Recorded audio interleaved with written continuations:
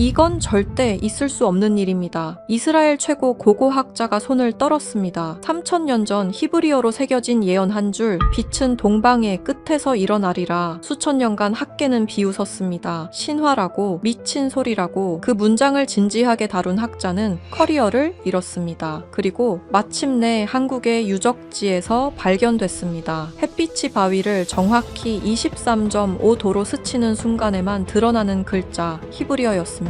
빛이 있으라. 전 세계가 충격에 빠졌습니다. 콜럼버스보다 앞선 2000년 전 누군가 이미 이 땅의 좌표를 찍어두었습니다. 그리고 예언이 가리킨 땅은 서쪽이 아니라 동방의 끝 바로 한반도였습니다. 과연 이것을 우연이라 부를 수 있을까요? 아니면 3000년 전 이미 정해져 있던 섭리였을까요? 저는 에블린 하트입니다. 차가운 이성과 명백한 증거만을 신봉하는 로스앤젤레스 명문대의 고고학 교수죠. 어느 겨울날 오후, 저는 92년 동안 단 한 번도 열리지 않았던 낡은 유품 상자를 열었습니다. 삐걱거리는 소리와 함께 뚜껑을 열자 캘리포니아의 건조한 햇빛이 창문을 뚫고 들어와 상자 안을 비췄습니다. 그 빗줄기를 타고 묵은 먼지가 폭하고 피어올랐죠. 그건 단순한 먼지가 아니라 우리 가문이 92년 동안 억눌러왔던 지독한 수치심이었습니다. 상자의 주인은 제 증조부, 월터 킴 박사였습니다. 1933년 증조부는 미국 고고학계를 발칵 뒤집어 놓았습니다. 뉴멕시코의 황량한 사막 한가운데서 십계명이 뚜렷하게 고대 히브리어로 새겨진 거대한 바위를 발견했다고 발표했거든요. 콜럼버스보다 수천 년 앞서 신대륙에 도달한 문명이 있다는 그야말로 세상을 뒤흔들 주장이었습니다. 하지만 돌아온 것은 찬사가 아니라 잔인한 조롱이었습니다. 주류 학계는 그를 미치광이 취급했고 교단은 신성한 역사를 더럽힌 불경한 이단아라며 손가락질을 해댔죠. 평생의 업적을 부정당한 증조부는 결국 모든 연구를 박탈당한 채 칠흑 같은 침묵 속에서 쓸쓸히 눈을 감으셔야 했습니다. 할아버지는 왜 그때 끝까지 싸우지 않고 포기하셨을까? 저는 평생 그 꼬리표 같은 질문을 가슴에 품고 살았습니다. 제가 누구보다 냉철한 고고학자가 된 것도 바로 그 때문이었습니다. 학교에서 짓밟인 증조부의 이름을 제 손으로 되찾아 주고 싶었거든요. 하지만 그 방식은 증조부의 맹목적인 주장이 아니라 철저한 과학과 논리, 그리고 움직일 수 없는 증거를 통해서여야만 했습니다. 저는 퀴퀴한 냄새가 나는 상자 속에서 다 해진 낡은 성경책 한 권을 꺼냈습니다. 조심스럽게 표지를 넘기자 바스락거리는 소리와 함께 누렇게 색이 바랜 종이 한 장이 툭 하고 떨어졌습니다. 순간 제 심장이 덜컥 내려앉았습니다. 종이에는 잉크가 번진 증조부의 필체로 고대 히브리어 문장이 빼곡하게 적혀 있었습니다. 저는 히브리 문자 해독의 권위자였기에 한치의 망설임 없이 그 떨리는 글씨들을 읽어 내려갔습니다. 빛은 동방의 끝에서 일어나리라. 이스트 오브 이스트. 저는 저도 모르게 콧방귀를 쳤습니다. 예언이요. 학계에서 쫓겨난 증조부가 이제는 과학자가 아니라 사이비 예언자라도 되기로 작정하셨던 걸까요? 지독한 현실을 도피하기 위해 종교적 광기에 기대버린 학자의 비참한 말로를 마주한 것 같아 씁쓸함이 밀려왔습니다. 하지만 다음 페이지를 넘기는 순간 저는 문자 그대로 숨이 턱 막히고 말았습니다. 반으로 접힌 낡은 세계 지도 한 장이 끼워져 있었습니다. 그런데 아시아 대륙의 가장 오른쪽 끝, 태평양의 거친 파도와 맞닿은 작고 길쭉한 반도 하나에 붉은색 잉크로 둥그렇게 동그라미가 쳐져 있었습니다. 그 옆에는 영어로 이렇게 적혀 있었죠. 코리아, 1933년 7일. 여기서 빛이 시작될 것이다. 라고요. 코리아, 한국. 저는 그 낯선 이름을 입술 밖으로 소리 내어 불렀습니다. 한국이라고요. 제 머릿속이 하얗게 변했습니다. 대체 증조부가 왜 지구 반대편의 한국을 지목했는지 도무지 이해할 수 없었습니다. 제가 아는 1933년의 한국은 일본의 잔혹한 총칼 아래 국권마저 빼앗기고 피눈물을 흘리던 일제강점기였습니다. 끔찍한 수탈과 탄압으로 숨조차 제대로 쉴 수 없었던 완벽한 암흑의 시대였죠. 빛은커녕 가장 짙은 어둠이 짓누르고 있던 그 고통의 땅을 증조부는 대체 왜 빛의 시작점이라고 확신했던 것일까요? 다급해진 손놀림으로 다음 문서를 펼쳤습니다. 나는 뉴멕시코에서 십계명 바위를 발견했다. 하지만 그것은 거대한 진실의 아주 작은 파편에 불과했다. 진짜 섭리는 세상을 뒤집을 진짜 빛은 동방의 끝 그곳에 숨겨져 있다. 세상이 진실을 받아들일 준비가 되면 누군가 마침내 그 빛을 찾아낼 것이다. 쾅! 저는 주먹으로 책상을 강하게 내리쳤습니다. 이건 고고학이 아닙니다. 이성을 잃어버린 광신도의 헛소리일 뿐입니다. 미칠 듯한 분노가 치밀어 올랐습니다. 증조부가 마지막 순간에 과학적 증거는 내팽개치고 이런 허무맹랑한 신비주의에 빠졌으니 학계에서 그런 수모를 당한 것이 당연하다는 생각마저 들었습니다.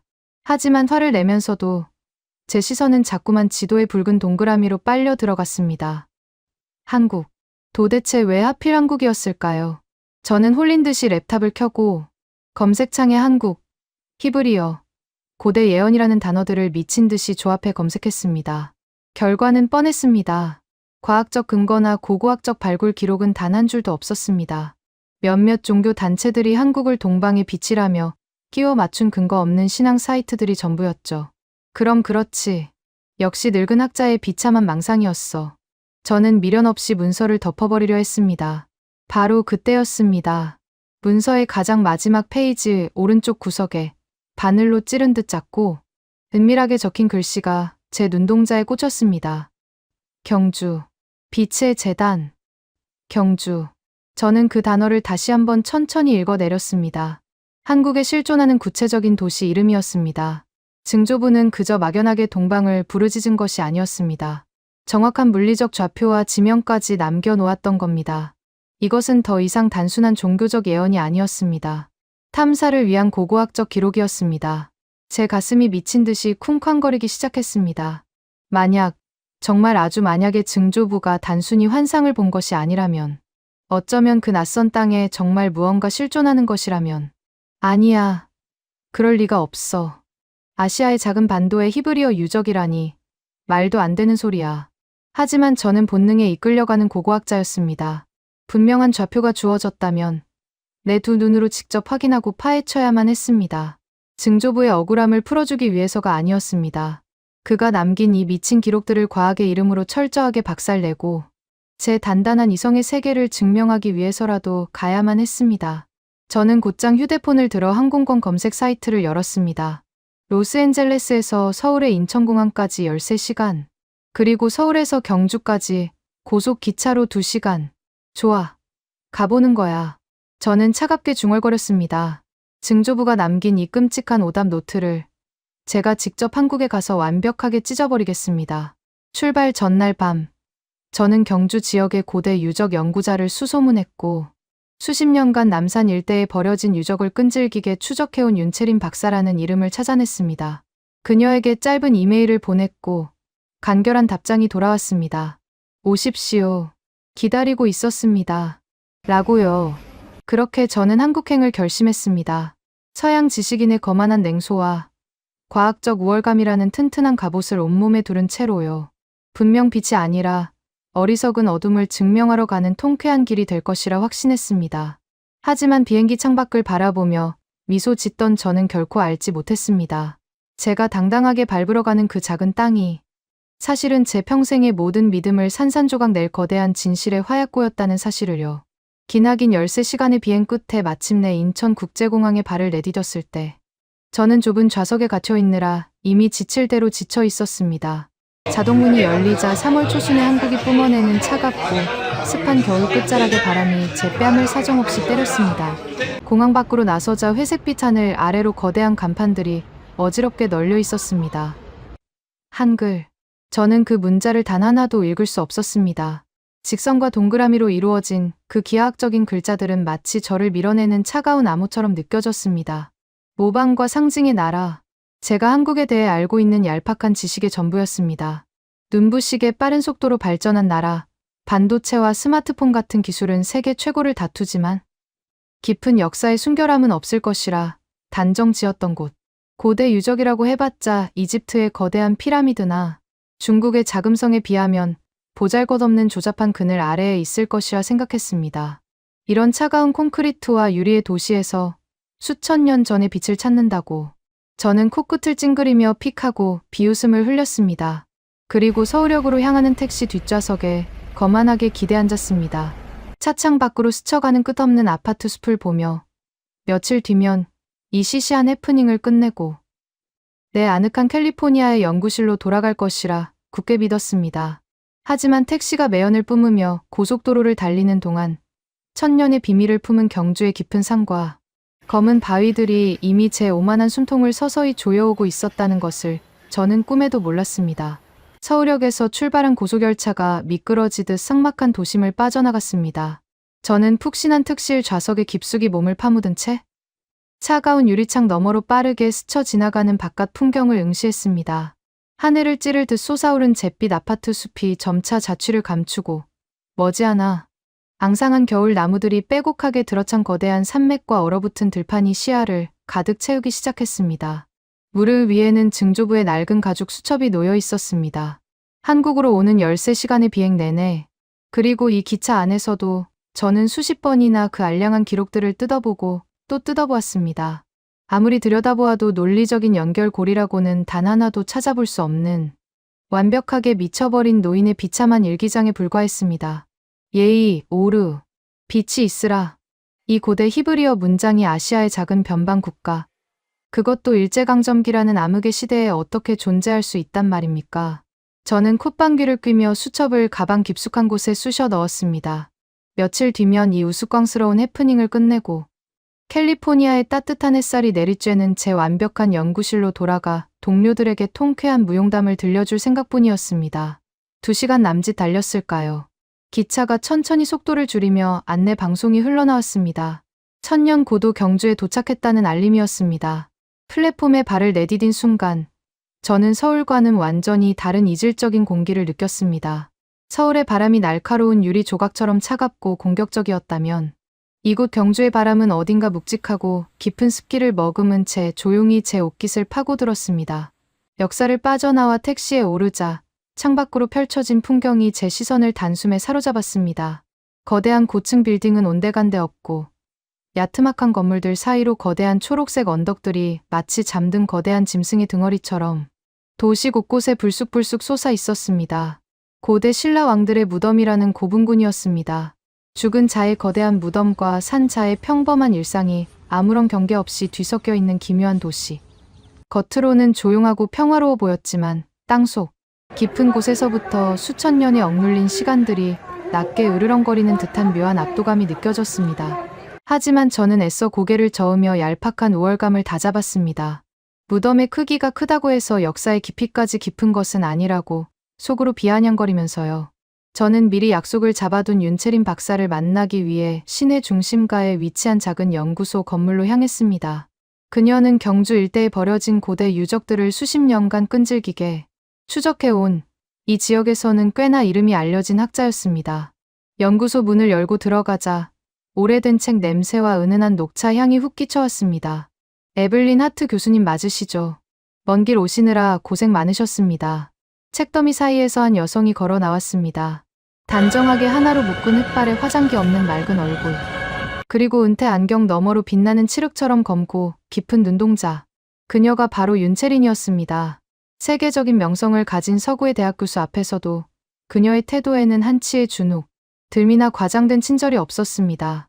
오히려 아주 오래전부터 제가 이곳에 올 것을 알고 기다려왔다는 듯한 기묘하리만치 차분하고 단단한 미소가 그녀의 입가에 머물고 있었습니다.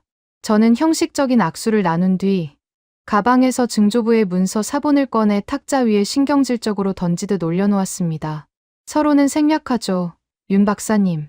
제가 이번 아시아까지 날아온 이유는 단 하나입니다.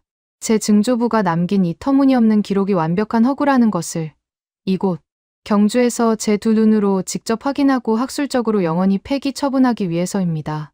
제 차갑고 오만한 선전포고에도 윤채리는 전혀 동요하지 않았습니다. 그녀는 탁자 위에 놓인 문서를 마치 성스러운 경전을 다루듯 조심스럽게 두 손으로 집어들었습니다. 그리고 증조부의 거친 필체와 빛의 재단이라는 단어를 천천히 아주 오랫동안 눈으로 더듬어 내려갔습니다. 이윽고 그녀가 천천히 고개를 들어 저를 똑바로 응시했습니다. 교수님은 틀 속에 묻힌 죽은 유물만 진실이라고 믿으시나 봅니다.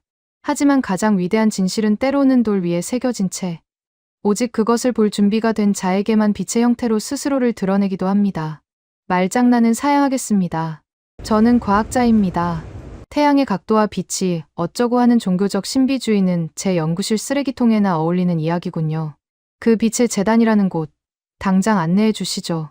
그저 바람에 깎인 흔한 바위 덩어리 하나가 어떻게 미국의 고고학자를 미치게 만들었는지 그 조잡한 실체를 제 눈으로 직접 봐야겠습니다. 제 입가에는 비릿한 조소가 걸려 있었습니다. 하지만 윤채리는 한숨을 작게 내쉬더니 가볍게 미소를 지었습니다.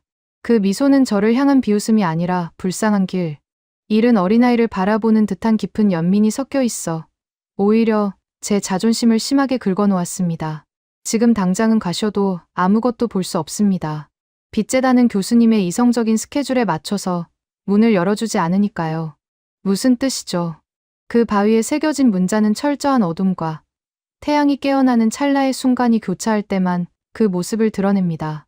누군가 수천 년 전 지구의 자전축과 태양의 고도를 완벽하게 계산하여 돌을 깎아냈기 때문이죠. 진실을 박살내고 싶으시다면 내일 새벽 4시 칠흑 같은 어둠 속에서 저와 함께 남산으로 오르셔야 합니다. 교수님의 그 단단한 이성이 견뎌낼 수 있다면 말입니다. 그녀의 차분한 도발에 저는 자존심이 상해 얼굴이 붉게 달아올랐습니다. 좋습니다. 내일 새벽 4시 그 거창한 어둠 속에서 윤 박사님의 그 알량한 빛이 어떻게 무너져 내리는지 똑똑히 지켜보도록 하죠. 그날 밤 저는 경주 시내의 작은 호텔 방에서 한숨도 자지 못했습니다. 시차 때문인지 아니면 윤채린의 그 깊고 고요한 눈동자 때문인지 알 수 없는 기묘한 불안감이 제 목을 졸라왔습니다. 창밖으로 펼쳐진 경주의 밤하늘은 이상하리만치 맑고 수많은 별들이 쏟아질 듯 반짝이고 있었습니다. 마치 수천 개의 거대한 눈동자가 어둠 속에서 저의 오만함을 조용히 내려다보는 것만 같아 등골이 오싹해졌습니다. 저는 두꺼운 외투를 껴입으며 스스로에게 수없이 최면을 걸었습니다. 내일 아침이면 모든 것이 끝난다. 그 바위는 그저 자연의 장난일 뿐이고 나는 승리자의 미소를 지으며 비행기에 오를 것이다. 새벽 4시 경주의 공기는 폐부를 칼로 찌르는 듯 매섭게 차가웠습니다. 칠흑 같은 어둠이 짙게 깔린 남산의 초입에서 저는 손전등 하나에 의지한 채 윤채린의 뒤를 따랐습니다. 남산은 예로부터 신라 사람들이 부처가 머무는 성스러운 땅이라 여겨 수많은 불상과 탑을 새겨 넣은 거대한 야외 박물관 같은 곳이었습니다. 하지만 윤채린이 저를 이끄는 방향은 불교 유적들이 모여있는 곳이 아니라 인적이 완전히 끊긴 험준하고 가파른 서쪽 능선이었습니다. 헉, 대체 이런 짐승길을 얼마나 더 올라가야 하는 겁니까? 추위와 가파른 산길에 지친 제 입에서 거친 숨소리와 함께 불평이 터져 나왔습니다. 비싼 등산화가 지늘게 범벅이 되고 땀이 식어 온몸이 사시나무 떨리듯 떨렸습니다. 하지만 앞서 걷는 윤채린의 발걸음은 마치 물 위를 걷듯 고요하고 일정했습니다. 거의 다 왔습니다. 불교 유적들은 동쪽을 바라보고 있지만 우리가 가는 빚재단은 정확히 서쪽을 향해 있습니다. 예루살렘, 바로 빛이 태어난 그 먼 곳을 향해서 말이죠. 서쪽을 향하고 있다. 예루살렘. 그 단어가 제 귓가에 박히는 순간 미친 듯이 뛰던 심장이 덜컥하고 내려앉았습니다. 우연일 거야. 단순한 우연. 저는 얼어붙은 입술을 깨물며 필사적으로 부인했습니다. 얼마나 더 올랐을까. 거친 나뭇가지들이 얼굴을 때리고 숨이 턱끝까지 차올라 더 이상은 한 걸음도 내디딜 수 없다고 포기하려던 찰나 윤채린이 조용히 멈춰섰습니다. 그녀가 손전등 불빛을 끄자 우리를 둘러싸고 있던 짙은 어둠이 한꺼번에 덮쳐왔습니다. 오직 바람 소리만이 이 텅 빈 공간을 채우고 있었습니다. 도착했습니다. 교수님이 그토록 찢어버리고 싶어 하시던 증조부의 망상, 그 종착지입니다. 어둠 속에서 서서히 제 눈이 적응하기 시작했습니다. 그리고 잿빛 여명이 아주 옅게 깔리기 시작한 공간 한가운데 집채만 한 거대한 화강한 바위 하나가 제 눈앞에 그 압도적인 형체를 드러냈습니다. 겉보기에는 이끼가 잔뜩 낀 채 오랜 세월 비바람에 깎인 흔한 바위 덩어리에 불과했습니다. 저는 터질 듯한 숨을 고르며 바위 앞으로 한 걸음 다가섰습니다. 떨리는 손을 뻗어 바위의 차갑고 거친 표면을 어루만졌습니다. 차갑고 단단하고 그저 죽어있는 돌덩이. 이것 보십시오. 이건 그냥 평범한 돌덩이입니다. 빗금 몇 개 파인 걸 가지고 예언이니 비치니 떠들어댔던 겁니까? 역시 제 예상이 맞았군요. 증조부님은, 그리고 당신은 완전히 미쳤습니다. 저는 참았던 안도의 한숨과 함께 잔인한 비웃음을 터뜨렸습니다. 나의 이성이, 나의 과학이 마침내 승리했다는 벅찬 안도감에 온몸에 긴장이 탁 풀리는 듯했습니다. 하지만 제 뒤에 서 있던 윤채리는 여전히 미동조차 하지 않은 채 동쪽 하늘 너머로 붉게 물들어오는 여명을 가만히 응시하고 있었습니다. 그녀의 차분한 목소리가 새벽의 날카로운 공기를 가르며 제 귓가에 낮게 울려 퍼졌습니다. 판단은 조금 미루시는 게 좋을 겁니다. 에블린 교수님. 어둠 속에서는 누구나 장님에 불과하니까요. 이제 곧 당신의 그 완벽한 세계관이 박살나는 첫 번째 기적이 시작될 겁니다. 그녀의 말이 끝나기가 무섭게 등 뒤에 험준한 산봉우리 위로 아침의 첫 번째 햇살이 날카로운 금빛 창처럼 쏟아져 내리기 시작했습니다. 그리고 그 한 줄기 빛이 정확히 계산된 각도로 제가 서 있는 거대한 바위의 정중앙을 꿰뚫고 지나가는 순간 저는 심장이 찢어질 듯한 충격에 그 자리에서 돌처럼 굳어버리고 말았습니다. 새벽 4시 30분 경주 남산의 험준한 서쪽 능선 한가운데서 저는 얼어붙은 조각상처럼 서 있었습니다. 살을 애는 듯한 한국의 겨울 산바람이 제 두꺼운 외투를 뚫고 뼛속까지 파고들었지만 저는 추위조차 잊은 채 눈앞의 거대한 화강암 덩어리만을 노려보고 있었습니다. 윤채린 박사는 제 곁에서 한 걸음 물러선 채 동쪽 하늘의 끄트머리를 가만히 응시하며 침묵을 지키고 있었습니다. 빛이 문자를 만든다고요. 윤 박사님, 제발 그 허무맹랑한 소설은 이제 그만하시죠. 저는 얼어붙은 입술을 달싹이며 애써 쏘아붙였습니다. 제 목소리는 텅 빈 산속에서 허망하게 흩어졌습니다. 저는 고대 언어와 유물 분석에 평생을 바친 미국의 고고학 교수였습니다. 수천 년의 비바람을 견뎌낸 자연석 표면의 마모 상태, 풍화작용이 만들어내는 불규칙한 균열. 제 눈앞에 있는 이 집채만 한 바위는 명백히 자연이 깎아낸 흔한 돌덩이에 불과했습니다. 인공적인 정자국 하나 없는 이 거친 표면, 어디에 세상을 뒤집을 예언이 숨어 있다는 말입니까? 저는 끓어오르는 분노와 허탈감의 허수음을 삼켰습니다. 증조부 월터 키는 정말로 미치광이었고 저 한국인 학자는 그 망상에 전염된 불쌍한 광신도일 뿐이었습니다. 나의 완벽한 이성이 승리했다는 안도감과 동시에 이런 총극을 확인하기 위해 지구 반대편까지 날아온 제 자신이 한없이 수치스러워졌습니다. 당장 산을 내려가겠습니다. 더 이상 이 어리석은 장난에 어울려줄 시간이 제가 신경질적으로 몸을 돌리려던 바로 그 순간이었습니다. 기다리십시오. 에블린 교수님. 태양이 숨을 쉬기 시작했습니다. 윤채린의 낮고 단호한 목소리가 제 발걸음을 강제로 멈춰 세웠습니다. 그녀의 시선을 따라 동쪽 하늘을 바라본 순간 저는 숨을 헉하고 들이마실 수밖에 없었습니다. 칠흑 같던 어둠이 서서히 걷히며 남산의 거대한 능선 너머로 검푸른 여명이 핏빛처럼 붉게 타오르기 시작했습니다. 공기의 흐름이 미세하게 바뀌는 것이 피부로 느껴졌습니다. 그리고 마침내 거대한 태양의 첫 번째 가장자리가 산봉우리를 뚫고 솟아오르며 강렬한 황금빛 광선을 서쪽을 향해 쏘아 보냈습니다. 마치 누군가 어둠 속에서 거대한 무대 조명을 켠 것 같았습니다. 그 눈부신 아침의 첫 햇살은 차가운 겨울 공기를 가르며 직선으로 날아와 제가 서 있는 정확히 그 위치, 거대한 화강암 바위의 표면을 비스듬히 강타했습니다. 그 찰나의 순간, 제 두 눈앞에서 현대의 어떤 기술로도 도저히 재현할 수 없는 경이롭고 끔찍한 기적이 피어오르기 시작했습니다. 평범한 빗금과 불규칙한 굴곡으로만 보이던 바위의 거친 표면이 햇빛의 각도와 맞물리며 생명을 얻은 듯 꿈틀거리기 시작했습니다. 태양의 고도가 아주 미세하게 높아질 때마다 돌출된 바위 면들이 만들어내는 짙은 그림자들이 마치 살아있는 유기체처럼 길어지고 짧아지며 서로 교차했습니다. 무질서해 보이던 그 수많은 그림자들이 하나의 완벽한 패턴을 향해 정밀하게 조립되고 있었습니다. 말도 안 돼. 이건 불가능해. 저는 뒷걸음질을 치며 덜덜 떨리는 손으로 입을 틀어막았습니다. 눈동자가 터질 듯이 확장되었고 심장은 갈비뼈를 부수고 튀어나올 것처럼 미친 듯이 쿵쾅거렸습니다. 환상이 아니었습니다. 착시 현상도 아니었습니다. 햇빛이 만들어낸 그 짙은 음영들은 명백하고 완벽한 기하학적 형태를 갖추고 있었습니다. 오른쪽에서 왼쪽으로 선과 선이 만나고 그림자와 그림자가 얽히며 허공에 떠오르던 명확한 자음과 모음의 형태를 구축했습니다. 그것은 제가 대학 강단에서 수십 년 동안 칠판에 적어 내려갔던 저희 뇌리에 너무나도 깊숙이 각인된 그 문자였습니다. 고대 히브리어, 수천 년 전 중동의 사막에서 탄생했던 그 성스러운 문자가 아시아의 끝자락, 한국의 차가운 바위 위에서 황금빛 그림자로 선명하게 타오르고 있었습니다.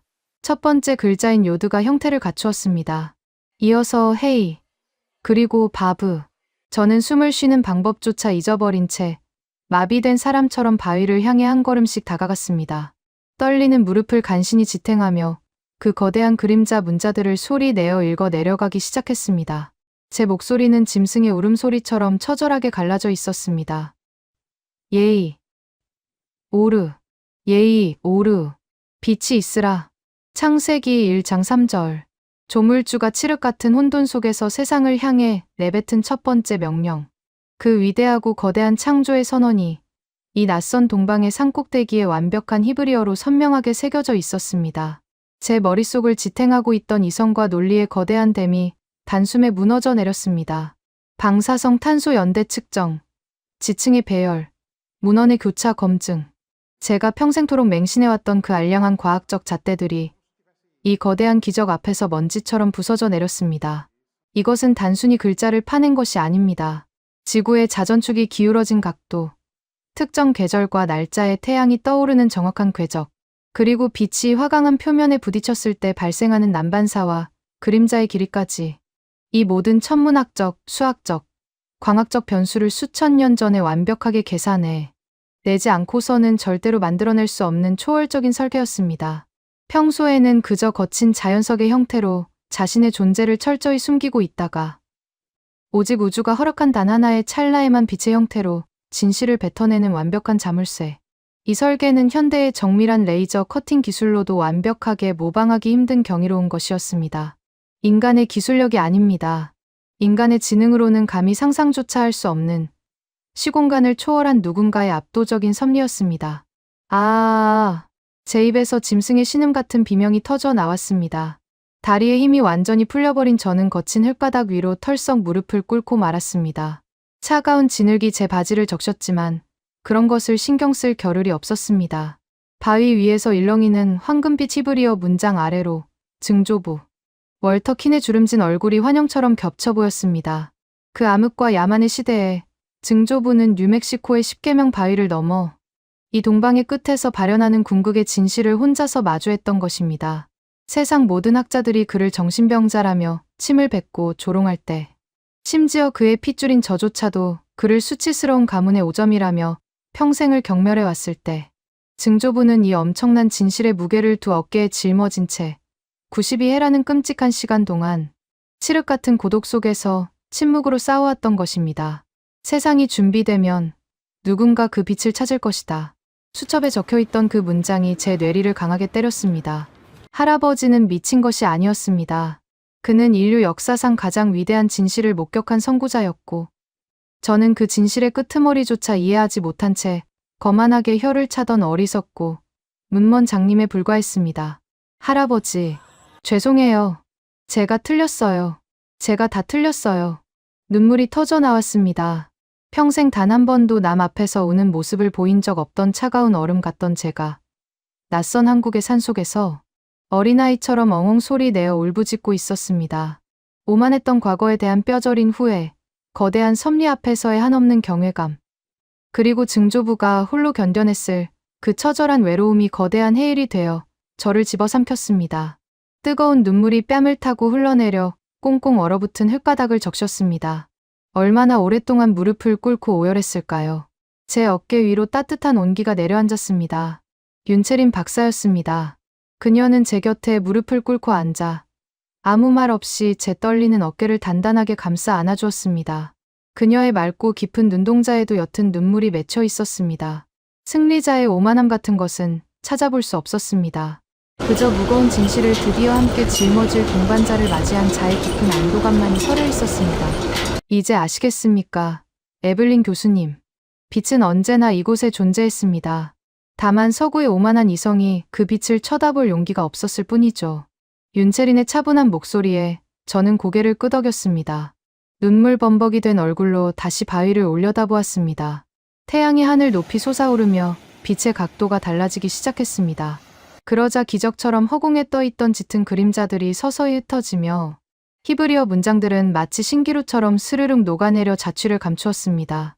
불과 몇 분 전까지 세상을 뒤집을 창조의 메시지를 뿜어내던 재단은 다시금 이끼가 낀 흔한 화강암 바위의 침묵 속으로 되돌아갔습니다. 저는 미친 듯이 가방을 뒤져 카메라를 꺼냈습니다. 그리고 문자가 완전히 사라지기 직전의 그 찰나의 순간들을 미친 듯이 셔터를 누르며 렌즈에 담아냈습니다. 손이 사시나무처럼 떨렸지만 멈출 수 없었습니다. 이것은 단순한 사진이 아니었습니다. 제 증조부 월터 킨의 명예를 되찾고 아시아의 작은 반도에 숨겨진 인류의 거대한 비밀을 세상에 폭로할 유일한 무기였습니다. 하지만 카메라의 차가운 액정 화면을 들여다보던 제 가슴 한구석에서 방금 전의 경외감을 단숨에 얼어붙게 만드는 지독하고 끔찍한 공포가 서서히 피어오르기 시작했습니다. 증거를 확보했습니다. 진실을 두 눈으로 똑똑히 목격했습니다. 하지만 이 거대한 진실을 세상이 과연 받아들여 줄까요? 합리성과 이성이라는 오만한 종교에 빠져있는 서구의 주류, 고고학계가 변방의 아시아 국가에서 발견된 이 기적 같은 현상을 순순히 인정할 리가 없었습니다. 92년 전 제 증조부에게 쏟아졌던 그 잔혹한 마녀 사냥이 이제는 고스란히 저를 향해 덮쳐올 것이 불보듯 뻔했습니다. 저는 바위 앞에 무릎을 꿇은 채 다가올 거대한 파국을 직감하며 입술을 꽉 깨물었습니다. 진실을 목격한 대가는 너무나도 혹독할 것입니다.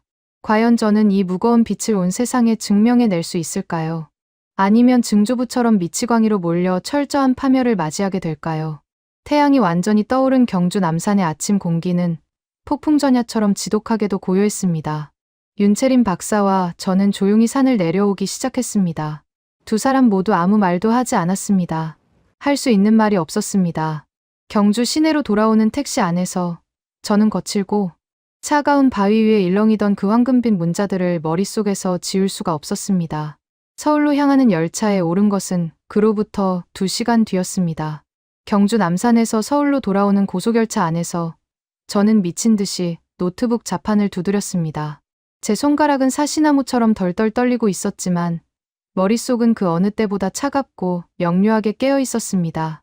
방금 전 제 두 눈으로 똑똑히 목격한 압도적인 기적, 칠흑 같은 어둠을 뚫고 바위 위에서 황금빛으로 일렁이던 고대 히브리어 예의 오르의 선명한 잔상이 망막에 깊게 박혀 지워지지 않았습니다. 저는 떨리는 숨을 들이마시며 카메라에 담긴 수십 장의 고해상도 사진들을 컴퓨터로 옮겼습니다. 모니터 화면 위로 아침 해가 떠오르는 각도에 따라 평범한 바위의 거친 그림자가 완벽한 고대 문자로 변해가는 그 경이로운 과정이 초 단위로 선명하게 찍혀 있었습니다.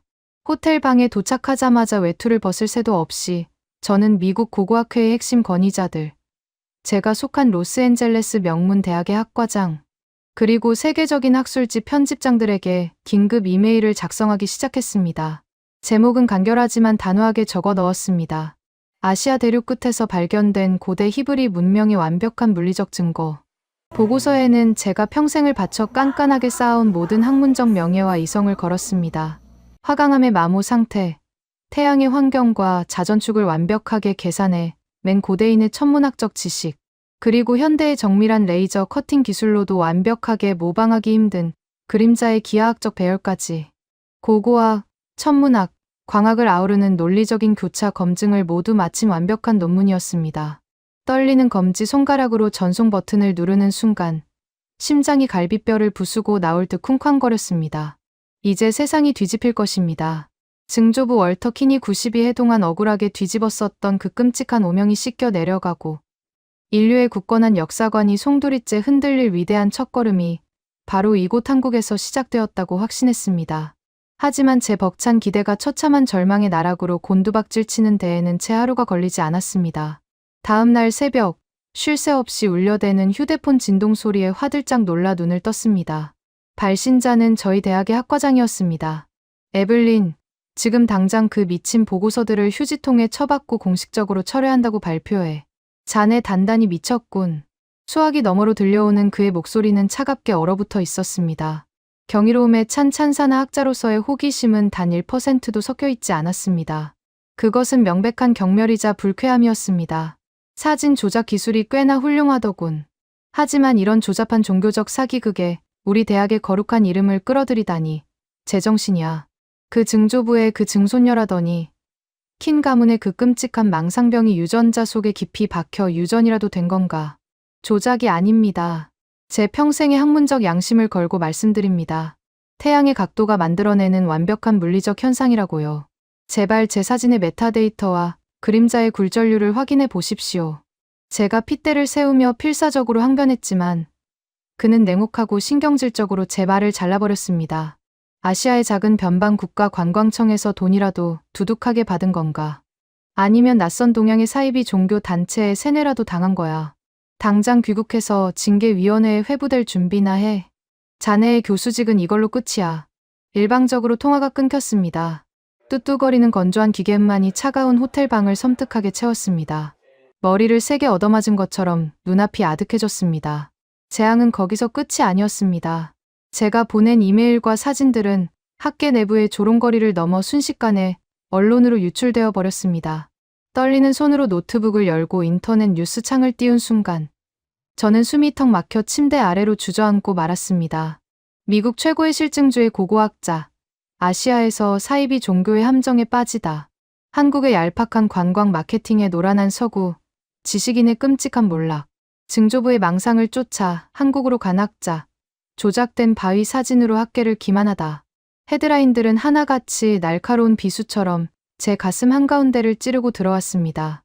인터넷 기사 아래 달린 수천 개의 댓글들은 더욱 잔인하고 모욕적이었습니다. 평생을 뼈를 깎는 노력으로 쌓아 올린 저의 결백한 명성과 권위가 단 며칠 만에 희대의 사기꾼이자 정신병자로 전락해 버린 것입니다. 92년 전 아메리카 대륙에서 10개명 바위를 발견하고 흥분에 떨며 학계에 보고서를 냈을 증조부의 얼굴이 떠올랐습니다. 그가 홀로 감당해야 했을 이 끔찍한 조리돌림과 숨막히는 멸시. 사람들은 자신들의 알량한 지식으로 이해할 수 없는 거대한 진실 앞에서는 그것을 경외하기보다 먼저 돌을 던져 깎아내리고 짓밟으려 한다는 그 잔혹하고 오만한 인간의 본성을 저는 뼈저리게 깨달았습니다. 저는 호텔방 구석에 웅크려 앉아 무릎에 얼굴을 묻고 짐승처럼 소리 없이 오열했습니다. 제가 완전히 고립되어 지옥 같은 절망에 빠져 있을 때 윤채린 박사에게서 다급한 전화가 걸려왔습니다. 에블린 교수님, 큰일 났습니다. 한국 정부에서 남산 빛재단 일대의 출입을 전면 통제하기 시작했어요. 그녀의 목소리는 형편없이 떨리고 있었습니다. 통제라니요. 유적을 보호하겠다는 뜻인가요? 아니요. 완전히 덮어버리겠다는 겁니다. 교수님의 보고서가 미국 언론의 조롱거리로 대서특필되자 한국 외교부와 문화재청이 발칵 뒤집혔습니다. 이스라엘과 중동 국가들의 대사관에서도 성스러운 히브리 문자를 아시아의 불교 국가가 모욕하고 조작했다며 공식적인 항의 서한을 보내왔다고 합니다. 서구의 거대한 권위와 눈치를 봐야 하는 한국 주류학계도 교수님을 지지하기를 두려워하며 입을 닫아버렸습니다. 외교적 마찰과 종교적 갈등을 극도로 꺼리는 정부 입장에서는 이 거대한 진실이 그저 끔찍한 국제적 골칫거리일 뿐인 거죠. 지금 남산 입구에는 경찰 병력이 쫙 깔렸고 겹겹이 펜스가 쳐졌습니다. 개미 새끼 한 마리 접근할 수 없어요. 전화기가 제 손을 빠져나가 바닥으로 툭 떨어졌습니다. 마지막 남은 한 가닥 희망마저 무참히 짓밟히는 순간이었습니다. 이제 이 기적을 증명할 유일한 물리적 증거마저 국가의 권력에 의해 완전히 봉쇄되어 버렸습니다. 저는 낯선 타국의 좁은 호텔방에 철저히 버려졌습니다. 동료들은 차갑게 등을 돌렸고 언론은 저를 물어뜯었으며 진실을 품은 사는 권력에 의해 굳게 닫혀버렸습니다. 창밖으로 화려하게 빛나는 서울의 야경을 멍하니 내려다보았습니다. 수천만 명의 사람들이 각자의 찬란한 빛을 내며 살아가고 있는 이 거대한 도시에서 저 혼자만 칠흑 같은 암흑 속에 갇혀버린 것 같았습니다. 이대로 모든 것을 포기하고 증조부처럼 패배자가 되어 영원한 침묵 속으로 도망쳐야 하는 걸까요? 며칠 동안 물 한 모금 마시지 못한 채 눈물로 얼룩진 짐을 챙기고 있을 때였습니다. 테이블 위에 버려두었던 제 휴대폰이 날카롭게 울리기 시작했습니다. 화면에는 발신자를 알 수 없는 긴 국제 전화번호가 떠 있었습니다. 떨리는 손으로 전화를 받았습니다. 에블린 하트 교수. 맞습니까? 수화기 너머로 들려온 것은 아주 차갑고 건조한 남자의 목소리였습니다. 누구시죠? 그는 히브리어로 자신을 소개했습니다. 다니엘 레비. 이스라엘 예루살렘의 일간지에서 탐사 보도를 전문으로 하는 기자라고요.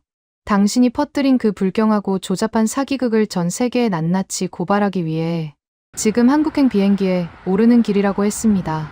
며칠 뒤 서울에서 봅시다. 당신의 그 알량한 거짓말이 어떻게 박살 나는지 내 눈으로 직접 확인해 줄 테니까. 라고요. 딸깍. 통화가 일방적으로 끊겼습니다. 다니엘 레비. 서구와 중동 언론들이 맹신하는 한 번 물면 절대 놓지 않는다는 이스라엘 최고의 냉혈한 탐사보도 기자가 저를 사냥하기 위해 이 동방의 끝으로 날아오고 있었습니다. 저는 멍하니 휴대폰을 내려다보았습니다. 이것은 저희 숨통을 영원히 끊어놓을 마지막 사형 선고일까요? 아니면 이 굳게 닫힌 거대한 진실의 문을 통쾌하게 박살 내줄 예측 불가능한 폭풍의 거대한 서막일까요? 제 심장이 다시 요동치기 시작했습니다. 다니엘 레비. 그 이름은 서구와 중동 언론계에서 자비 없는 저승사자와도 같았습니다. 이스라엘 예루살렘의 명문 대학에서 고대 히브리 문헌학을 전공한 뒤 탐사보도 기자로 전향한 그는 종교적 사기극이나 고고학적 위조 사건을 파헤치는 데 있어서는 전 세계에서 가장 집요하고 냉혹한 인물이었습니다. 그가 저희 숨통을 끊어놓기 위해 이곳 아시아의 끝자락까지 직접 날아왔다는 사실은 제게 남은 마지막 학자로서의 생명마저 완전히 끝장날 수 있다는 끔찍한 사형 선고처럼 들렸습니다. 며칠 뒤 서울 시내 호텔 로비의 차가운 대리석 바닥 위로 무겁고 날카로운 구둣발 소리가 울려 퍼졌습니다. 매서운 눈매와 굳게 담은 입술, 검은색 코트를 입은 다니엘 레비가 뚜벅뚜벅 걸어와 제 앞에 소파에 거만하게 다리를 꼬고 앉았습니다. 그는 인사조차 생략한 채 얼음장같이 차가운 시선으로 저를 위아래로 훑어보았습니다. 에블린 하트 교수, 당신이 쓴 그 역겨운 삼류 소설은 아주 잘 읽었습니다. 그의 첫마디는 칼날처럼 예리했습니다. 태양의 각도가 히브리어를 만들어낸다니. 당신네 미국 학자들이 가끔 동양의 신비주의에 빠져 정신을 놓는다는 건 알고 있었지만 성스러운 창세기의 말씀을 감히 이방의 아시아 국가 관광 마케팅에 팔아넘길 줄은 몰랐군요. 당신의 그 조잡한 조작 사진들을 이스라엘 학계가 얼마나 끔찍하게 비웃고 있는지 아십니까? 저는 끓어오르는 모욕감에 주먹을 꽉 쥐었습니다. 하지만 여기서 감정적으로 무너지면 모든 것이 끝이었습니다. 저는 그의 차가운 눈동자를 똑바로 응시하며 단호하게 대답했습니다. 그따위 알량한 편견으로 저를 사냥하러 오신 거라면 당장 이스라엘로 돌아가시죠. 저는 과학자입니다. 제 두 눈으로 직접 확인한 완벽한 물리적 증거만을 이야기할 뿐입니다. 정 못 믿겠다면 당신의 그 오만한 눈으로 직접 확인해 보십시오. 진실을 마주할 용기가 남아있다면 말입니다. 저희 날 선 도발에 다니엘의 눈썹이 미세하게 꿈틀거렸습니다. 그는 입꼬리를 비틀어 올리며 차갑게 웃었습니다. 좋습니다. 그 알량한 용기, 기꺼이 내어드리죠. 당장 그 남산이라는 곳으로 안내하십시오. 당신의 그 거대한 거짓말이 내 카메라 앞에서 어떻게 산산조각 나는지 전 세계가 똑똑히 지켜보게 만들어줄 테니까. 하지만 상황은 최악이었습니다. 한국 정부와 문화재청은 외교적 마찰과 종교적 갈등을 우려해 남산 빛재단 일대를 전면 통제하고 있었습니다. 공식적인 접근은 불가능했습니다. 결국 저와 윤채린 박사, 그리고 이스라엘 기자 다니엘 레비 세 사람은 칠흑 같은 어둠이 깔린 새벽 2시. 경찰의 삼엄한 순찰망을 피해 남산의 가파른 서쪽 비탈길을 몰래 오르기 시작했습니다. 숨소리조차 낼 수 없는 극도의 긴장감이 감돌았습니다. 나뭇가지가 바스락거리는 소리 하나에도 심장이 덜컥 내려앉았습니다. 만약 여기서 한국 경찰에게 발각된다면 저는 고국으로 추방되는 것은 물론이고 영원히 미치광이 사기꾼으로 낙인 찍혀 이 진실을 증명할 기회를 영영 잃게 될 것입니다. 윤채린 박사는 험준한 상기를 익숙하게 앞장섰고 저와 다니엘은 거친 숨을 몰아쉬며 그 뒤를 필사적으로 따랐습니다. 손전등 불빛조차 켤 수 없는 캄캄한 어둠 속에서 살을 애는 듯한 겨울 산바람이 우리들의 뺨을 칼로 베듯 스치고 지나갔습니다. 헉, 헉, 이런 짐승길 꼭대기에 그 대단한 빛의 재단이 있다는 겁니까? 다니엘이 거친 숨을 내뱉으며 신경질적으로 속삭였습니다. 윤채린 박사는 대답 없이 묵묵히 걸음을 재촉할 뿐이었습니다. 마침내 2시간의 끔찍한 사투 끝에 우리는 경찰의 통제선을 완벽하게 우회하여 거대한 화강암 바위 앞에 도착할 수 있었습니다. 시계는 새벽 4시 반을 가리키고 있었습니다. 아직 해가 뜨려면 한참을 기다려야 했습니다. 다니엘은 도착하자마자 거친 숨을 고를 새도 없이 배낭에서 고성능 특수 랜턴과 정밀 확대경을 꺼내 들었습니다. 그는 저와 윤채린 박사를 투명 인간 취급하며 바위의 표면으로 짐승처럼 달려들었습니다. 어디 봅시다. 얼마나 정교하게 깎아놓은 사기극인지. 그의 특수 랜턴 불빛이 거대한 바위의 굴곡진 표면을 날카롭게 훑고 지나갔습니다. 그는 확대경을 바위 표면에 바짝 가져다 대고 돌의 마모 상태와 미세한 균열들을 1mm 단위로 집요하게 뜯어보기 시작했습니다. 저는 침을 꿀꺽 삼키며 그의 일거수일투족을 숨죽여 지켜보았습니다. 이 고대 히브리 문헌학자와 탐사보도 기자의 날카로운 눈을 속일 수 있는 조작이란 이 세상에 존재할 수 없었으니까요. 10분, 20분. 째깍거리는 시간의 흐름 속에서 바위를 더듬던 다니엘의 손길이 어느 순간 미세하게 느려지기 시작했습니다. 그의 차갑고 날카롭던 눈빛이 당혹감으로 일렁이는 것을 저는 똑똑히 볼 수 있었습니다. 이건 이상하군. 단면이 너무 거칠어. 현대의 레이저 커팅 기계나 다이아몬드 드릴로 파낸 흔적이 아니야. 그가 믿을 수 없다는 듯 혼잣말을 중얼거렸습니다. 돌이 풍화된 상태도 적어도 수백, 아니 수천 년은 좋게 넘어 보여. 인공적인 산성 용액으로 부식시킨 흔적도 없어. 도대체 누가, 어떤 도구로 이런 무식한 타격 자국을 낸 거지? 아니, 그보다 어떻게 이렇게 불규칙한 빗금들이 모여서 문자를 만든다는 거야. 다니엘의 목소리는 처음에 그 거만하고 오만했던 태도를 잃고 설명할 수 없는 깊은 혼란에 빠져 형편없이 흔들리고 있었습니다.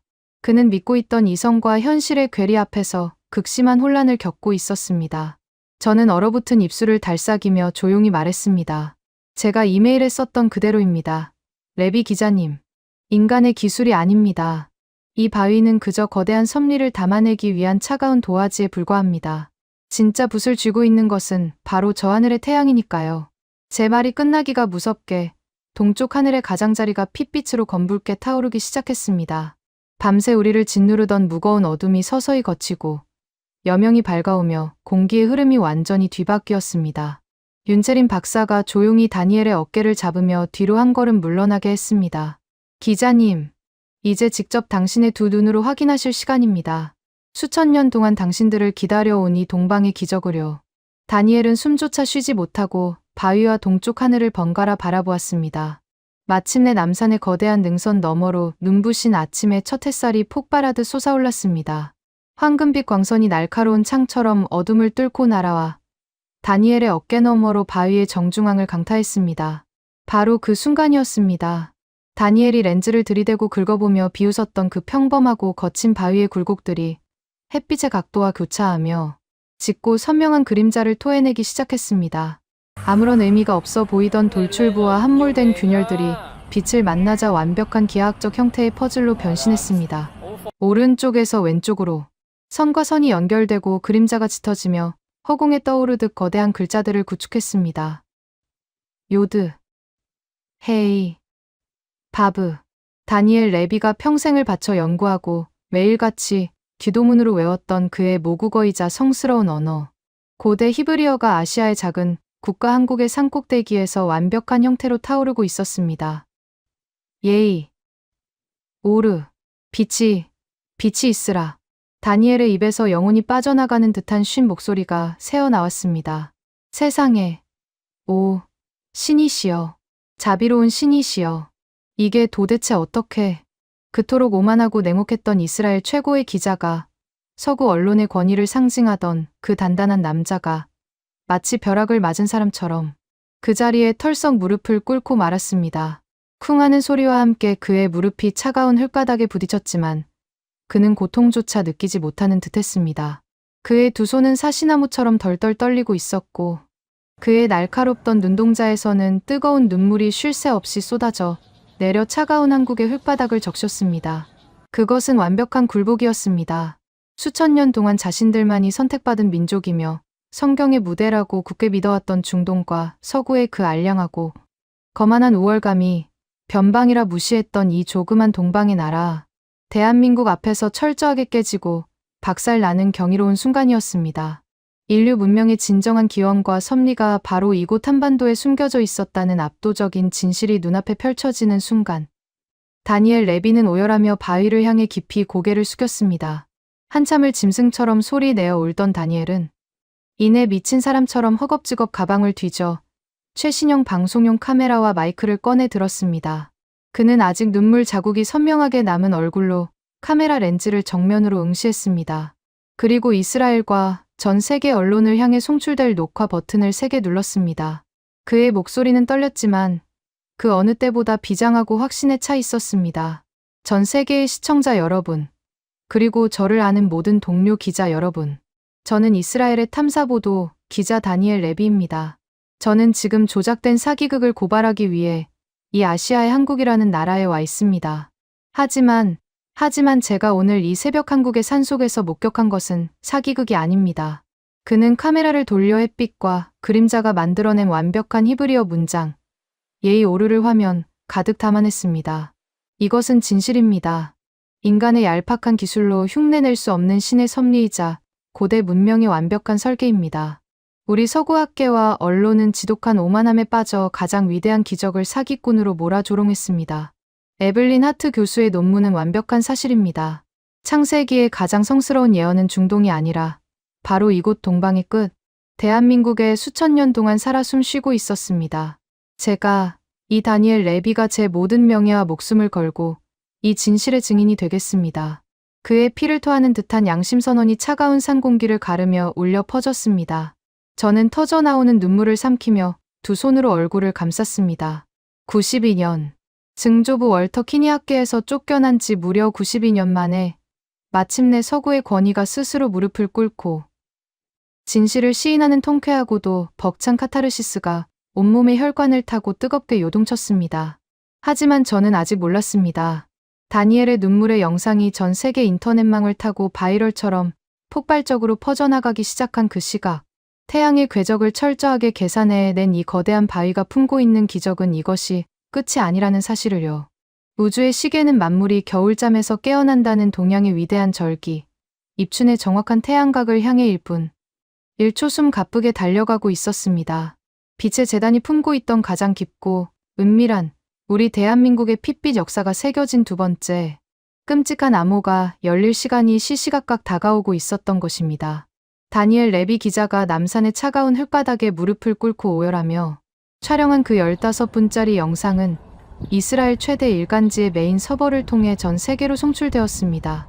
그 파급력은 실로 상상을 초월하는 거대한 쓰나미와도 같았습니다. 서구 문명의 근간을 흔드는 그 충격적인 영상은 유튜브와 각종 소셜미디어를 타고 단 몇 시간 만에 수억 뷰를 돌파했습니다.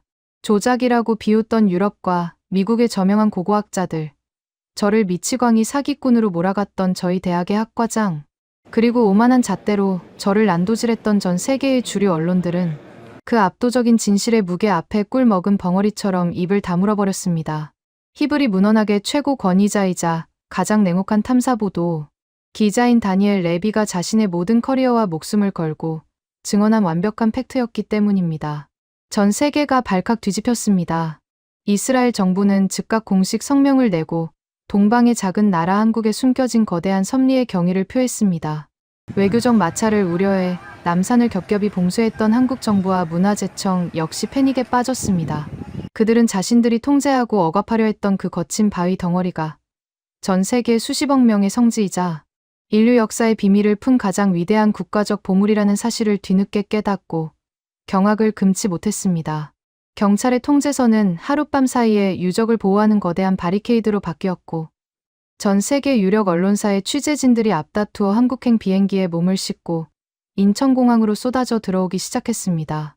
하지만 윤채린 박사와 저는 들뜨지 않았습니다. 오히려 그 어느 때보다 차분하고 비장한 마음으로 달력을 주시하고 있었습니다. 윤 박사가 오랫동안 고문원과 천문학 데이터를 교차 검증하며 기다려온 진짜 운명의 날이 시시각각 다가오고 있었기 때문입니다. 동양의 24절기 중 첫 번째이자 얼어붙은 대지가 깨어나고 만물이 새로운 생명을 움트기 시작한다는 위대한 절기, 입춘이었습니다. 에블린 교수님, 입춘은 태양의 환경이 정확히 315도에 도달하는 날입니다. 지구의 자전축과 태양의 고도가 만들어내는 1년 중 가장 완벽하고 기하학적인 각도죠. 수천 년 전 이 바위를 설계한 누군가가 태양의 빛이 바위에 가장 깊고 은밀한 틈새까지 뚫고 들어갈 수 있도록 안배해 놓은 진짜 기적은 바로 내일 새벽에 열릴 겁니다. 윤채린 박사의 떨리는 설명에 제 심장은 다시 한번 걷잡을 수 없이 요동쳤습니다. 그리고 마침내 운명의 새벽이 밝았습니다. 이번에는 우리 세 사람만이 아니었습니다. 다니엘의 영상이 전 세계를 강타하고 한국 정부가 하룻밤 사이에 통제선을 보호, 바리케이드로 전환한 덕분에 전 세계에서 몰려든 수백 명의 외신 기자들, 헬기를 띄운 방송국 카메라들, 한국 정부의 고위 관료들과 학계의 원로들이 숨을 죽인 채 남산 빛재단 주위를 둥글게 에워싸고 있었습니다. 그 팽팽한 긴장감은 마치 우주의 시간이 멈춰버린 것만 같았습니다. 모두의 시선이 붉게 타오르는 동쪽 하늘의 능선만을 향해 고정되어 있었습니다. 오전 7시 20분. 마침내 입춘의 첫 번째 태양이 장엄한 궤적을 그리며 솟아올랐습니다. 황금빛 빗줄기가 산등성이를 넘어와 거대한 화강암 바위를 비추는 순간 곳곳에서 터져나오는 수백 대의 카메라 셔터 소리가 고요한 산속을 뒤흔들었습니다. 가장 먼저 며칠 전 다니엘이 목격했던 예의 오르, 빛이 있으라 라는 문장이 바위 상단에 선명하게 떠올랐습니다. 여기저기서 경악에 찬 탄성과 훌쩍이는 울음소리가 터져 나왔습니다. 하지만 기적은 거기서 멈추지 않았습니다. 입춘의 태양은 평소보다 훨씬 더 낮고 예리한 각도로 바위에 가장 깊숙하게 패인 단층의 그림자를 가르고 들어갔습니다. 빛이 바위의 심장부를 찌르는 순간 예의 오르 문장 바로 아래쪽의 거친 표면들이 마치 마법처럼 꿈틀거리기 시작했습니다. 수천 년 동안 단 한 번도 세상의 모습을 드러내지 않았던 미세한 타격점들이 입춘의 태양각과 만나면서 짙고 날카로운 그림자를 만들어냈습니다. 이번에는 문자가 아니었습니다. 그것은 명백한 숫자의 배열이었습니다. 1, 9, 4, 5, 1, 9, 4, 8, 1, 9, 5, 0. 현장에 있던 모든 사람들이 그 숫자를 소리 내어 읽으며 얼어붙었습니다. 그것은 연도였습니다. 단순한 예언이 아니라 인간의 피와 눈물로 얼룩진 근현대사의 가장 끔찍하고도 위대한 운명이 수천 년 전의 바위에 선명하게 아로새겨져 있었던 것입니다. 다니엘 레비가 미친 듯이 소리쳤습니다. 1945년. 그 해는 이스라엘 민족이 홀로코스트의 끔찍한 어둠 속에서 마침내 해방된 해입니다. 1948년은 이스라엘이 2000년의 방황을 끝내고 중동의 나라를 다시 세운 기적의 해라고요. 그의 절규에 윤채린 박사가 눈물을 쏟아내며 대답했습니다. 1945년. 이 해는 우리 한국이 일제의 끔찍한 억압을 뚫고 마침내 광복을 맞이한 위대한 해입니다. 그리고 1948년은 대한민국이라는 자주적인 민주정부를 수립한 건국의 해이죠. 1950년은 이 땅이 피로 물들었던 끔찍한 동족상잔의 비극, 6.25 전쟁이 발발한 연도입니다. 지구 반대편에 있는 두 나라의 가장 치열한 광복과 건국, 그리고 고통의 역사가 어떻게 수천 년 전 이 바위에 함께 묶여 있단 말입니까? 이것은 어떤 철학으로도 온전히 설명해낼 수 없는 완벽한 충격이었습니다. 서양과 동양, 중동과 아시아를 관통하는 인류 역사의 거대한 수레바퀴가 애초부터 이 작은 한반도의 산속에 정밀하게 새겨져 있었다는 사실. 그 압도적인 진실 앞에서 국적과 종교를 불문하고 현장에 있던 모든 인간들은 그저 바닥에 엎드려 통곡할 수밖에 없었습니다. 저 역시 터져나오는 오열을 주체하지 못한 채 증조부의 낡은 수첩을 가슴에 꽉 끌어안고 한국의 흙바닥에 얼굴을 묻었습니다. 할아버지, 보이시나요? 당신이 틀리지 않았습니다. 우리 인간의 오만함이 틀렸던 것입니다. 그로부터 며칠 뒤, 저는 미국 뉴욕에 위치한 유엔 본부의 거대한 총회장 단상 위에 서 있었습니다. 전 세계 190여 개국의 대표들과 세계 최고의 지식인들, 종교 지도자들이 숨을 죽인 채 저의 입술만을 바라보고 있었습니다. 유엔 종교 문화 포럼에서 빛재단의 진실을 공식적으로 증언하기 위해 특별 초청을 받은 것입니다. 수많은 플래시 불빛과 차가운 마이크 앞에서 저는 잠시 눈을 감고 깊은 숨을 들이마셨습니다. 그리고 단호하고 힘 있는 목소리로 연설을 시작했습니다. 존경하는 세계의 지도자 여러분, 저는 눈에 보이지 않는 것은 철저히 비웃고 오직 흙 속의 파편만을 맹신하던 오만한 서구의 실증주의 고고학자 에블린 하트였습니다. 저는 저희 증조부가 주장했던 진실을 과학이라는 이름의 폭력으로 짓밟으려 했던 어리석은 죄인이었습니다. 거대한 총회장에 제 목소리가 묵직하게 울려 퍼졌습니다. 하지만 저는 얼마 전 동방의 끝, 대한민국이라는 나라에서 제 평생의 학문적 오만함이 산산조각 나는 기적을 두 눈으로 똑똑히 목격했습니다. 우리 서구 문명은 수천 년 동안 스스로를 역사의 중심이라 착각하며 살아왔습니다. 아시아를 변방이라 무시하고 그들의 역사를 우리의 잣대로 재단하려 했습니다. 그러나 창세기의 가장 위대한 예언과 인류의 핏빛 역사가 향해야 할 궁극적인 운명의 좌표는 중동도, 유럽도, 아메리카도 아닌 바로 그 작고 고요한 동방의 나라에 새겨져 있었습니다. 저는 등 뒤에 거대한 스크린의 남산, 빛재단에서 입춘의 태양각이 만들어낸 히브리어 문장과 역사적인 연도들의 사진을 띄웠습니다. 총회장 곳곳에서 낮게 탄식하는 소리가 흘러나왔습니다. 인간의 알량한 기술로는 흉내낼 수 없는 저 완벽한 빛의 문장 앞에서 저는 감히 단언합니다. 진정한 섭리의 시작점은 바로 대한민국입니다. 그들이 겪어낸 일제강점기의 짙은 어둠과 전쟁의 끔찍한 폐허는 결코 버림받은 역사가 아니었습니다. 그것은 가장 찬란한 빛을 잉태하기 위해 견뎌내야 했던 필연적인 고통의 시간이었던 것입니다. 이제 우리 모두는 이 거대한 진실 앞에서 얄팍한 우월감을 버리고 저 동방의 빛을 향해 겸허히 고개를 숙여야 할 때입니다. 제 마지막 문장이 끝나고 총회장에는 무거운 정적이 흘렀습니다. 바늘 하나 떨어지는 소리조차 들릴 것 같지 않은 팽팽한 침묵이 10초, 20초 이어졌습니다.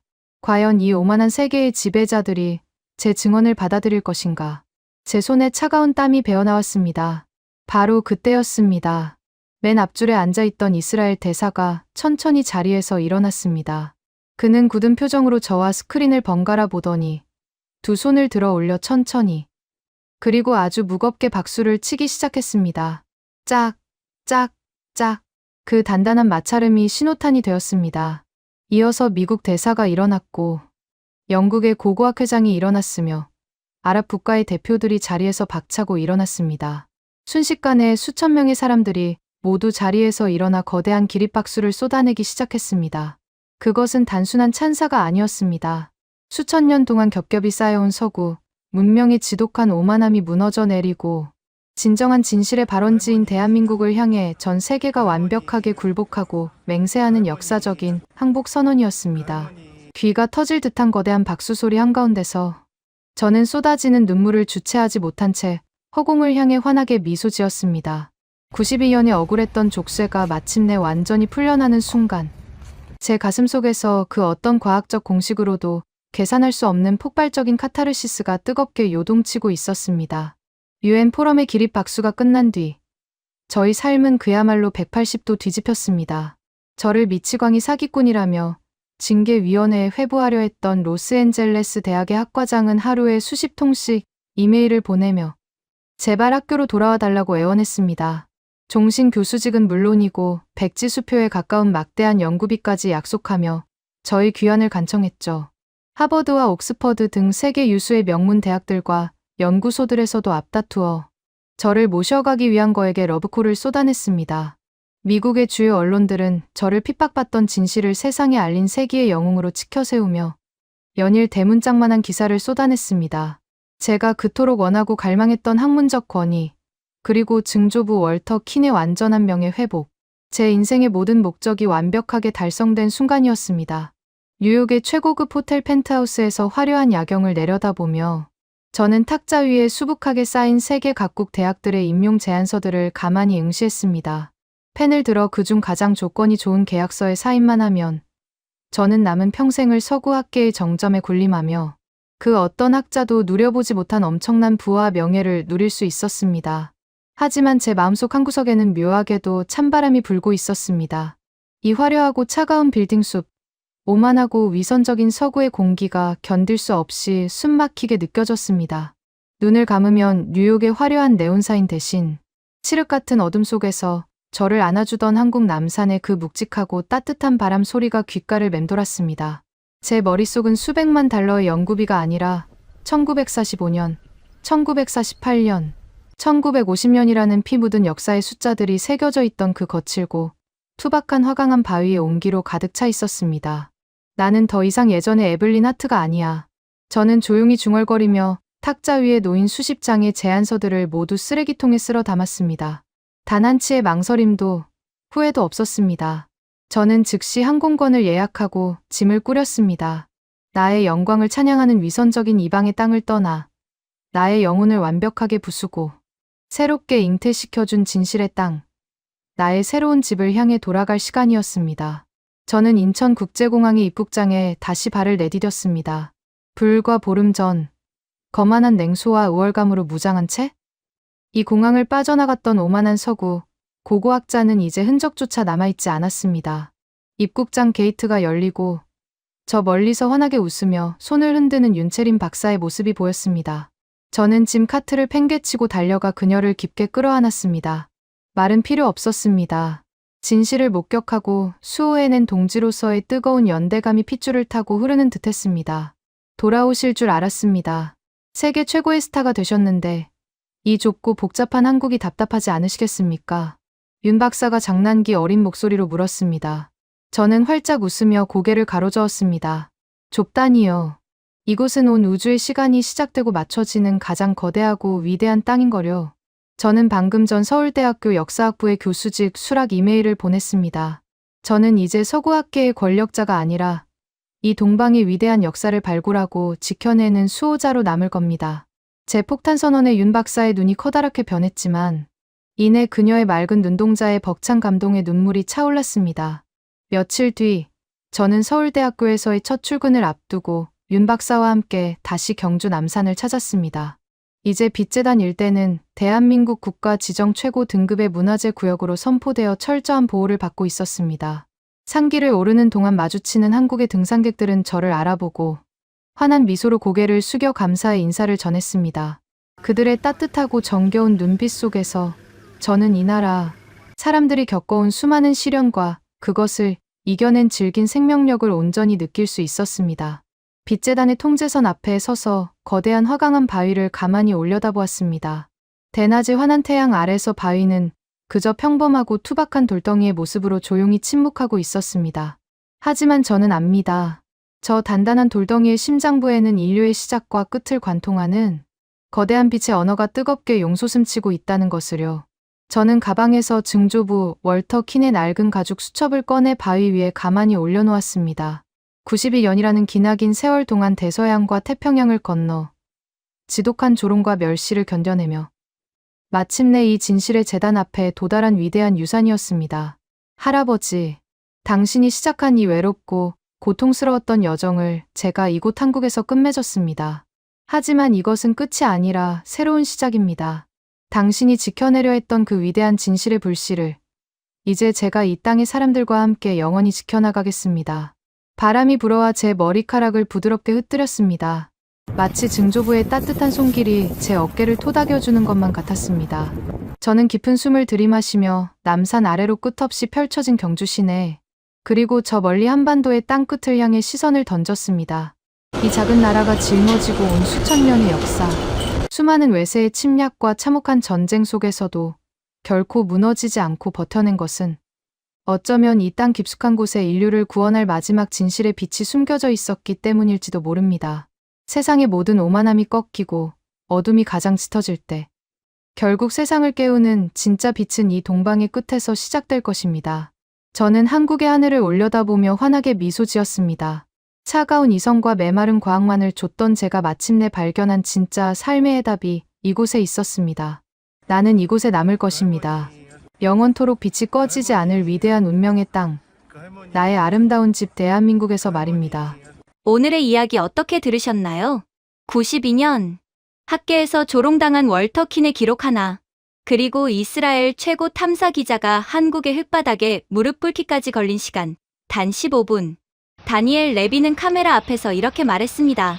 창세기의 예언은 중동이 아니라 바로 이곳 대한민국에 살아 숨쉬고 있었습니다. 아무도 믿어주지 않았습니다. 손가락질 받고 징계위원회에 세워지고 미치광이로 불렸습니다. 그럼에도 묵묵히 남산의 어둠 속을 올랐던 사람들이 있었습니다. 그리고 마침내 유엔 총회장 전체가 일어섰습니다. 이 이야기가 가슴에 닿으셨다면 댓글에 예이오르 네 글자만 남겨주십시오.